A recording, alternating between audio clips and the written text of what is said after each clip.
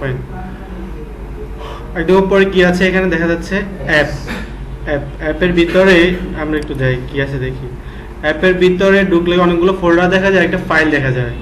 তো ফাইলটা হচ্ছে আমরা নর্মালি যে আমরা মডেলের নাম শুনছি না, মডেল ক্রিয়েট করলে মডেলটা হচ্ছে এইখানে এই যে user.php যেমন আসছে এরকম নাম ধরে ধরে আসবে মডেল।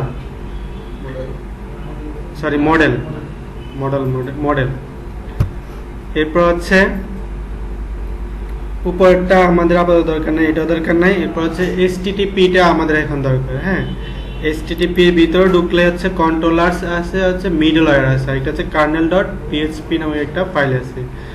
সো আমাদের এখন দরকার হচ্ছে আমাদের কন্ট্রোলার্সটা। কন্ট্রোলার কি আমরা জানি কি, আমরা লারাভেল হচ্ছে কি MVC, এম হচ্ছে মডেল থেকে মডেল ভিউ, এরপর হচ্ছে কন্ট্রোলার। সো ওই তিনটার একটা হচ্ছে এটা।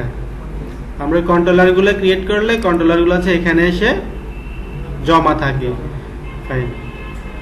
এরপর আছে আপাতত আমরা অতটুকু জানি যে কন্ট্রোলারসগুলো এখানে থাকে, এখানে হচ্ছে আমরা যত ফাংশনালিটির কাজ আছে এই কন্ট্রোলারসের মধ্যে আমরা করে থাকি। Okay fine. এরপর একটা আছে মিডলওয়্যার দিয়ে কি করে যে আমরা রাউটে এখানে যে আমরা হিট করি, অনেক সময় আমরা যেমন আমরা উদাহরণ দিলাম যে ফেসবুকের কথা, আমরা যখন লগ ইন থাকলে আমরা যে কোনো কিছু হিট করলে আমরা লগ ইন আমার পেজগুলো দেখায়, কিন্তু আমি লগ আউট থেকে যদি অন্য ওই পেজগুলোকে হিট করি কিন্তু আমাকে ওইখানে যেতে দেয় না, আমাকে বের করে দেয়। লগ ইন পেজটাতে বা এই রেজিস্ট্রেশন পেজটাতে আমাকে রিমুভ করে দেয় বা রিডিলিট করে দেয়। হ্যাঁ, সো এটা হচ্ছে আমার ওই জিনিসটা লারাভেলে হচ্ছে হ্যান্ডেল করা হচ্ছে এটা দিয়ে, মিডলওয়্যার দিয়ে। হ্যাঁ, ইউজারকে অথেন্টিকেট কিনা বা এই রাউটের জন্য সে কি অথেন্টিকেট কিনা সেটা চেক করার পর যদি সে অথেন্টিকেট হয়, এটার ভিতর দিয়ে অথেন্টিকেট হয়, সে হচ্ছে ওইগুলাকে ইউজ করতে দেয় বা অ্যাক্সেস করতে দেয় বা ভিতরে যেতে দেয়, নাহলে হচ্ছে সে একটা স্পেসিফিক জায়গায় আমরা যেখানে বলে দিই সেখানে বের করে দেয়। আর মিডলওয়্যারটা হচ্ছে এটা আমরা সিঙ্গেল রাউটের জন্য সিঙ্গেল ইউজ করতে পারি, ইভেন হচ্ছে গ্রুপ করে ইউজ করতে পারি। আমরা যখন কাজ করবো আমাদের অনেকগুলো রাউট হয়ে যাবে। যেমন ক্রিয়েট করতে গেলে কি করি, একটা দিয়ে স্ল্যাশ দিয়ে তো create.php দেই বা edit.php view.php এরকম আসে। তো লারাভেল হচ্ছে view.php এরকম আমরা দেই না, শুধু ভিউটা রাউট ধরে সে হচ্ছে এখানে এই রাউটারের ভিতরে web.php তে সে চেক করে হচ্ছে একটা কন্ট্রোলার্সের মাধ্যমে একটা ভিউ একটা আমাকে দেয় আর কি। সো ওই জিনিসগুলো হচ্ছে গ্রুপ করে অনেকগুলোকে আমি গ্রুপ করেও আমি এই বানাই চেক করতে পারি যে সে এখানে এই গ্রুপগুলোর জন্য এই ইউজারটা অথেন্টিকেট কিনা, তখন তাকে সেখানে যেতে দেয়। আর না হলে হচ্ছে সে আমরা যেখানে বলতে সেখানে বের করে দেয়। সেটা হচ্ছে আমার মিডলওয়্যারের কাজ। আর kernel.php তে হচ্ছে এইসব মিডলওয়্যারগুলো ইউজ যখন বানাই এখানে হচ্ছে রেজিস্টার করতে হয়। এই মিডলওয়্যারটা অনেকটা সিকিউরিটির মতো কাজ করে। হ্যাঁ, সিকিউরিটির মতো কাজ করে বা পাসপোর্টের মতো কাজ করে। এখানে হচ্ছে মিডলওয়্যারটা কি করি, বানানোর পরে এখানে রেজিস্ট্রেশন করতে হয়, এটা রেজিস্টার করতে হয় kernel.php তে। আচ্ছা, এটা হচ্ছে আমরা প্রজেক্ট যখন করবো তখন দেখবো, তার আগ পর্যন্ত আমরা দেখতে পারবো না আর কি। তখন দেখবো যখন আমাদের এখানে অথেন্টিকেশন ইউজ করবো লগ ইন টগিনগুলো, তখন আমরা এটা দেখতে পারবো। এখন এ ছিল হচ্ছে আমার অ্যাপের ভিতরে যা ছিল এটার বর্ণনা ছিল হচ্ছে এটা। হ্যাঁ, সো এতটুকু আমাদের আপাতত দরকার। পরে অ্যাডভান্স কাজ করতে গেলে এক্সেপশন হ্যান্ডেলার অনেক কিছু দরকার হবে, আপাতত অত কিছু আমার মাথায় নেওয়ার দরকার নাই। এরপরে আসি হচ্ছে বুটস্ট্র্যাপ, এটারে আপাতত দরকার নেই।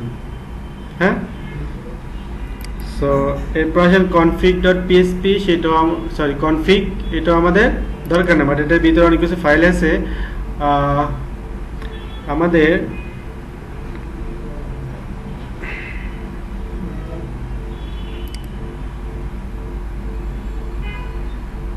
আচ্ছা, বুঝবেন এখানে যে কি আছে যে পুশার অ্যাপ, এরপর আছে মিক্স পুশার অ্যাপ, এরপরে মেলের অনেকগুলো ইয়ে দেওয়া আছে, এখানে ভেরিয়েবল দেওয়া আছে। হ্যাঁ, এইগুলোর ভ্যালুটা এখানে যদি আমি যে পাস করি এই জিনিসগুলো হচ্ছে মূলত আমার অ্যাপে যায়। এই অ্যাপে আমার মেল একটা ফাংশন আছে,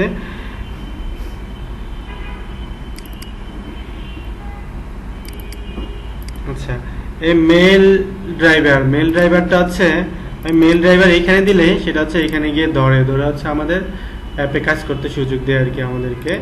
এগুলা আমাদের আপাতত দরকার হবে না, বাট হচ্ছে এই যে এখানে যে জিনিসগুলো আছে এগুলোকে আমি যখন ডাইনামিক করতে যাব তখন হচ্ছে আমরা এগুলোর মধ্যে ইউজ করব। ডাইনামিক মানে মাল্টিপল যখন ইউজ করতে যাব, হ্যাঁ ডাইনামিক যখন ইউজ করতে তখন হচ্ছে আমরা এখানে অ্যাপের মধ্যে কাজ করব, ইএনবি কাজগুলা।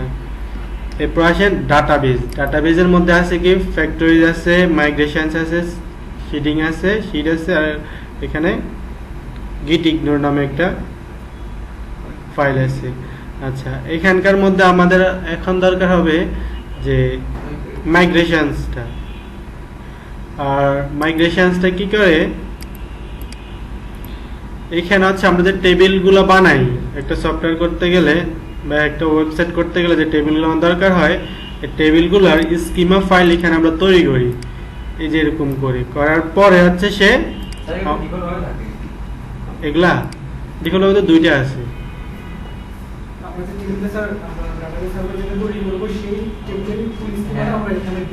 হ্যাঁ হ্যাঁ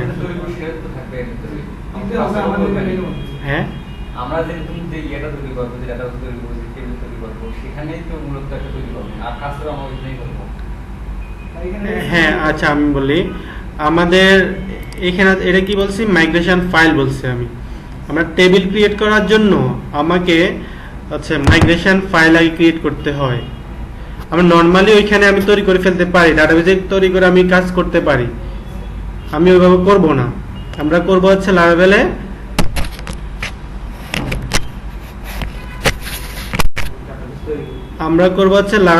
মাইগ্রেশন ফাইল একটা তৈরি করব, ফাইল তৈরি করে এখানে বলে দিব এই ফাইলটা হচ্ছে অটো ক্রিয়েট হবে, বাট হচ্ছে এই ভিতরে জিনিসগুলো আমাদেরকে লিখে দিতে হবে। সো এই তৈরি করব নতুন করে তৈরি করার দরকার নেই মাইগ্রেশন। সরি বুঝিনি, পুরোটা সব ফাইল পুরোটা তো আমাদের নতুন করে তৈরি করতে হয় একটা মাইগ্রেট। আমাদের নতুন করে একটা ফাইল তৈরি করতে হয়। আমি যখন ধরেন এখানে কি আছে ইউজার আর একটা পাসওয়ার্ড রিসেট একটা আছে, আমি চাচ্ছি যে প্রোডাক্ট নামে একটা টেবিল তৈরি করব ডাটাবেজে, তখন হচ্ছে আমি একটা মাইগ্রেশন ফাইল প্রথম আমি ক্রিয়েট করব। হ্যাঁ ওটা তখন নতুন তৈরি হবে একটা, হ্যাঁ নতুন করে এখানে একটা তৈরি হবে। আমরা এখানে করতে পারি এখানে, হ্যাঁ এইখানে হচ্ছে আমি এগুলো এই যে বৈশিষ্ট্যগুলো বলে দিব, এই যে নেম দিব, ফিল্ডের নাম, ইমেল দিব, আইডি দিব, তারপর ইমেল ভেরিফাইড অ্যাড দিব, এরকম দিয়ে আবার এখানে হচ্ছে তাদের কি কি বৈশিষ্ট্য হবে, যে স্ট্রিং টাইপের হবে না কি টাইপের হবে, টাইপগুলো হচ্ছে ডাটা টাইপগুলো আমরা এখান থেকে বলে দিব। বলে দিয়ে হচ্ছে এই যে বানাইছি এটাকে রান করব, রান করলে হচ্ছে যে আমাদের ডাটাবেজে ক্রিয়েট হয়ে যাবে। না ডাটাবেজে হ্যাঁ হ্যাঁ এখানে ডাটাবেজে অটো ক্রিয়েট হয়ে যাবে, ডাটাবেজে গিয়ে আর ওভাবে করে ক্রিয়েট করতে আমাদের হবে না। সো এটাই হচ্ছে আমাদের মাইগ্রেশন। সো এটার সুবিধাটা কি, আমরা তো ডাটাবেজে বানাইতে পারি, ডাটাবেজে আমি একটা প্রোডাক্ট বানাইলাম, এখানে বৈশিষ্ট্যগুলো টাইপগুলো বলে দিলাম, নেমগুলো বলে দিলাম, এটা ধরে ধরে কাজ করতে পারি, রাইট? তো এখানে দেওয়ার সুবিধাটা কি, এখানে মাইগ্রেশন ফাইলটা দেওয়ার সুবিধাটা হচ্ছে এইটা যে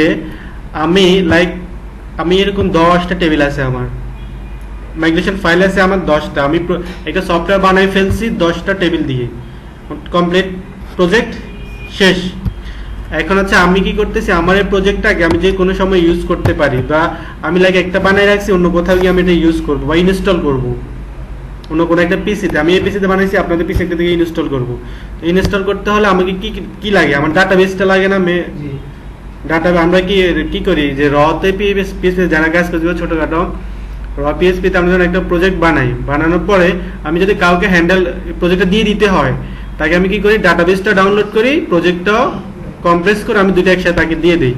কিন্তু আমি লারাভেলে শুধু প্রজেক্টটা দিলে হবে, ডাটাবেসটা দেওয়ার দরকার নেই।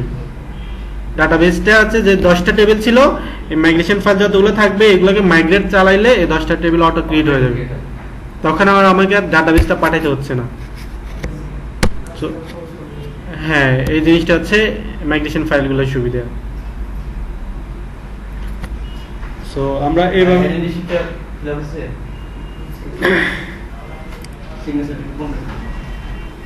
আচ্ছা, সো এটা হচ্ছে আমার মাইগ্রেশন ফাইল। আবার হচ্ছে অনেক সময় আমরা সফটওয়্যার একটা বা প্রজেক্ট করতে গেলে চেক করার জন্য আমাদের ভ্যালুগুলো গেলে কীরকম বসে কাজ করে ও টেস্ট করার জন্য আমরা হচ্ছে কিছু ডামি ডাটা ইনসার্ট করে রাখি। সেটা হচ্ছে এই সিডের মাধ্যমে ডামি ডাটাটা আমরা ইনসার্ট করতে পারি। তো এই হচ্ছে আমার ডাটাবেস যেটা ছিল, এটা হচ্ছে এইটা। এরপর হচ্ছে পাবলিকের ভিতরে কি থাকে হচ্ছে অ্যাসেটস যেগুলো থাকে সিএসএস, বুটস্ট্র্যাপ, পিক্সার, এই টাইপের জিনিসগুলো হচ্ছে আমার পাবলিকের ভিতরে রাখি। এরপর আসেন রিসোর্সেসের মধ্যে প্রথমে আছে জেএস একটা ফোল্ডার আছে। জেএস এটাতে আমি এখানে ভিতরে গেলে এই যে দেখেন ভিউ, হ্যাঁ এই যে ভিউ রিকোয়ার্ড, ভিউ কম্পোনেন্ট এগুলো দিয়ে দিছে।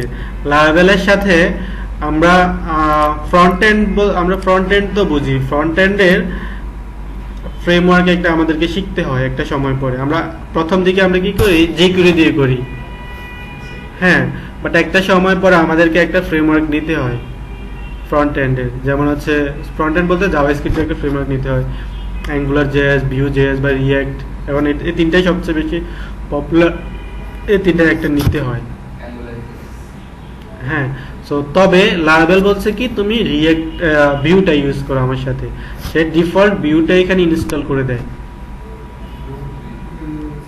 হ্যাঁ ভিউ জেএস, হ্যাঁ জেএস এর ফ্রেমওয়ার্ক, সো ওইটা হচ্ছে সে ডিফল্ট ইনস্টল করে দেয়, আমাদেরকে আর ইনস্টল ঝামেলাটা নিতে হয় না, আমরা শুধু জাস্ট ওদের রুলস ফলো করে এটা ইউজ করতে পারবো। সেটা হচ্ছে আমার জেএস এর মধ্যে থাকে আর কি। এরপর ল্যাঙ্গুয়েজ, এখানে ল্যাঙ্গুয়েজ একটা আছে, রাইট? ল্যাঙ্গুয়েজটা কি হয় যে আমরা একটা প্রজেক্ট মাল্টিপল ল্যাঙ্গুয়েজ আমরা ইউজ করতে পারি। তো সেক্ষেত্রে আমরা হচ্ছে যে ল্যাঙ্গুয়েজ ফাইলের মধ্যে এই যে এখানে ইংলিশ এটা সেটা অনেক কিছু আছে, এরকম বলে এভাবে অনেকগুলা কি বলে সেন্টেন্স আমরা এখানে নাম ভেরিয়েবলের আন্ডারে সেন্টেন্স রেখে দিতে পারি। পরে এইগুলাকে আমি ভিউ থেকে ইউজ করি, এখান থেকে ধরে নিই। আমাদের অলরেডি মানে ইউজ করা আছে, দেখি আমরা ফ্রন্ট এন্ড আসছে, এখানে আসছে নাই।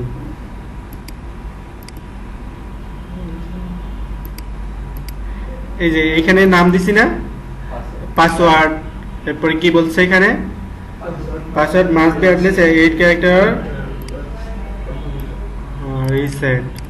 এরকম আছে এক একটা নামের আন্ডারে বা হ্যাঁ এখান থেকে যায়। শুধু নট অনলি ইউর মেসেজ, এখান থেকে আমাদের যত লেভেল আছে মানে ডিফল্ট যে ডাটাগুলো থেকে যায় আমরা ওয়েবসাইটে লাগে আমরা কি করি একটা হচ্ছে টেবিল, আমরা যে টেবিল নিয়ে বলি যে টেবিলের মধ্যে কি লেভেল থাকে, নেম, তুমি এখানে তোমার নাম দাও, এরপরে ইমেল, এরপরে কি পাসওয়ার্ড, এই জিনিসগুলো হচ্ছে আমরা এখানে রেখে দেই, হ্যাঁ এখান থেকেই নিয়ে আমরা এখানে ইউজ করতে পারি।